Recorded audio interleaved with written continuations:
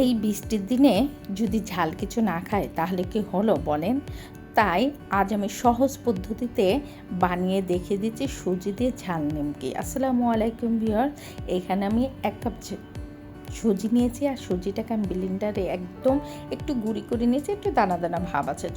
চুলায় একটা প্যান নিয়েছি, প্যানের ভিতরে একটু তেল দিয়ে সাদা তিল, কালো জিরা, চিলি ফ্লেক্স, স্বাদ মতো বিট লবণ আর একটু লবণ দিয়ে আর এর ভিতরে 1 কাপ পানি দিয়ে দেখেন বলক উঠিয়ে নিয়েছি। এখন ওই যে সুজিটার ভিতরে একটু ধনিয়ার পাতা দিলাম আর ওই টকবকে পানিটা ঢেলে দিলাম।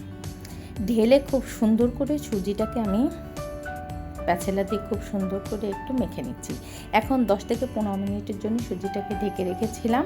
এখন ঢাকনা উঠিয়ে সুজিটাকে খুব সুন্দর করে আমি দেখেন মুথে নিয়েছি।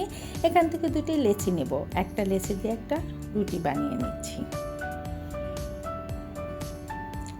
অলরেডি রুটিটা কিন্তু দেখেন আমার কত সুন্দর বেলা হয়ে যাচ্ছে, আর রুটিটা কিন্তু খুব মোটা হবে না আর খুব পাতলা হবে না। এখন আমি খুব সুন্দর করে দেখেন লেচি কেটে নিচ্ছি একটা কাটার দিয়ে। আর লেচিটা আমি খুব বড়ও করিনি আবার খুব ছোটও করিনি, তবে আমার প্রথম যে নিমকিগুলো আমি কেটে নিয়েছি এগুলো একটু ছোট ছোট হয়ে গিয়েছিল, পরে নিমকিগুলো আমি একটু বড় বড় করে কেটে নিয়েছিলাম। এভাবে করে আমি সবগুলো নিমকি এক এক করে কেটে নিয়েছি। এখন নিমকিগুলো ভাজার পর চুলায় চলে যাচ্ছি। চুলায় গিয়ে পর্যাপ্ত পরিমাণে তেল দিয়েছি। তেলটা কিন্তু খুব গরম হবে না আবার খুব কম গরমও থাকবে না। দেখেন নিমকিগুলো দেওয়ার সাথে সাথে কী সুন্দর ওরা নাচানাচি করছে। তো নাচানাচি করার পরে দেখেন সুন্দর করে ওদের ভেজে নিয়েছি। ভাজতে ভাজতে করে আমি সবগুলো নিমকি ভেজে নিলাম। এখন আমি নিমকিগুলোকে পরিবেশন করে দেখিয়ে দিচ্ছি। দেখেন কত সুন্দর হয়েছে নিমকিগুলো, আর একদম মুসমুসে হয়েছিল, খেতে এত দুর্দান্ত ছিল।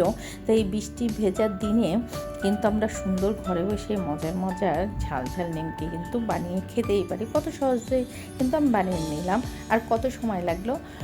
পাশে থাকবেন, ফলো দিয়ে সাবস্ক্রাইব করে পাশে থাকবেন। আল্লাহ হাফেজ।